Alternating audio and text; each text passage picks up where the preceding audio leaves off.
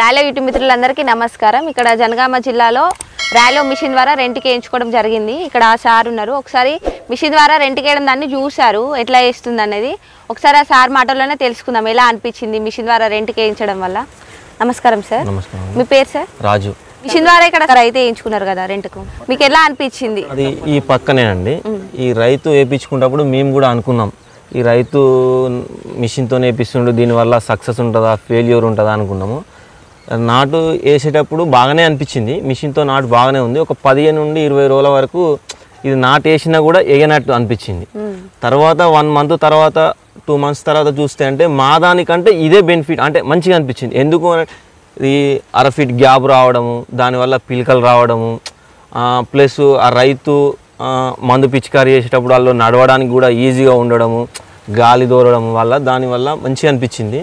ఇదే ఈ నాటే 100% బాగుంది।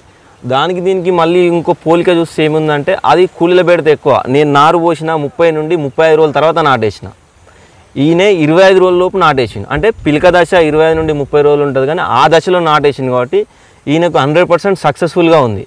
మనకన్నా ఒక బత్త ఎక్కువనే లో పడుతుంది కానీ తక్కువ అయితే పండే సూచన అయితే లేదు ప్రజెంట్ నవ్వు। కాబట్టి నాకు అనిపించింది అంటే నెక్స్ట్ టైం కూడా మనం కూడా వేద్దాం అనేది ఒక ఆలోచన బాగుంది। ఓకే సార్, అంటే మీరు ఇంత ముందుకు మీరు కూలీలతో వేయించుకున్నప్పుడు మీకు ఎంత ఖర్చు వచ్చింది సార్? కూలీలకు వచ్చేసి 5500 ప్రజెంట్ వాళ్ళకి ఇచ్చేది। తర్వాత వీడికి వచ్చిన తర్వాత ఆటోమేటిక్గా నీ పొలం ఎక్కువ ఉంది, గుంట తక్కువ ఉంది, గుంట ఎక్కువ ఉందని 500 600 6000 ఎనఫై అవుతుంది, కానీ 6000కి బిలో అయితే కాదు। ఇది 35 నుంచి 4000 అంట, సరే సీజనల్ బుల్ బట్టి వాళ్ళ మూమెంట్ బట్టి। మొత్తం మీరు కూలీలతో ఎన్ని ఎకరాల వరకు వేయించుకున్నారు? 4 ఎకర్ 4 ఎకరాలు। ఎన్ని రోజులు టైం పట్టింది సార్ అవి వేయించడానికి? అది వేయడానికి 4 ఎకరాలు అంటే ఈ రోజు వేసిళ్ళు, మళ్ళీ ఒక 2-3 రోజులు గ్యాప్ ఉంటుంది, ఎందుకంటే వాళ్ళకి ఇంకా పట్టినవి చాలా ఉంటాయి కదా, వాళ్ళ అన్నీ అయిపోయిన తర్వాత మనకు చాయిస్ ఇస్తారు అన్నట్టు। 4 ఎకరాలు నాటేయడానికి వారం రోజులు పట్టింది। ఇప్పుడు మీ పక్క రైతు మిషన్ ద్వారా ఎన్ని రోజులు వేసారు? ఈయన 1.5 డేలు వేసింది, 5 ఎకరాస్ 1.5 డేలు వేసింది, అంటే 2 డేస్ లోపే అయిపోయింది కంటిన్యూగా। ఓకే, మరి నెక్స్ట్ సారి మీరు కూడా వేయించుకుంటారా? 100% వేయించుకుంటాం। కూలీలతోనే మీరు వేయించుకున్నారు, ఈ సార్ మిషన్ ద్వారా వేయించుకున్నారు కదా, ఏమైనా మీరు తేడా గమనించారా? గమనించాం, 2 విధాలుగా తేడా ఉంది। ఇప్పుడు ట్రాక్టర్ దున్నే విధానంలో ఆయనకు నాకు సేమ్ ఖర్చు వచ్చింది, కానీ నాటేసే విషయంలో నాకు 6000 అయింది ఎకరానికి, ఈయనకు వచ్చేసి 4000 అయింది। అందులో చాలా డిఫరెంట్। ఇంకొక డిఫరెంట్ ఏంటంటే ఈయన 25 రోజులకు 25 డేస్కే నాటేసిండు, అంటే పిలక దశలో వేసిండు, నేను 35 డేస్కి వేసిన, అంటే 10 డేస్ ఎబో తర్వాత వేసిన। పిలక దశలో నాకు తక్కువ ఉంటుంది, ఈయనకి ఎక్కువ ఉంటుంది। కూలీల విషయానికి వస్తే నాకే ఎక్కువ ఉంటుంది, ఈయనకే తక్కువ ఉంటుంది। అంటే ఇది ఒక పద్ధతి బాగుంది, దీన్ని అవైలబుల్గా చేసుకుంటే బాగుంటుంది। మీకు పిలకలు ఎన్ని వచ్చాయి సార్ ఇప్పుడు మిషన్ ద్వారా వేస్తే? ఇందులో ఎన్ని పిలకలు? మాకు వచ్చేసి 18 నుండి 20 పిలకలు వచ్చినాయి, 20-22 పిలకలు వాళ్ళకి వచ్చినాయి। ఇవి 25 నుంచి 30-35 పిలకల దాకా వచ్చినాయి।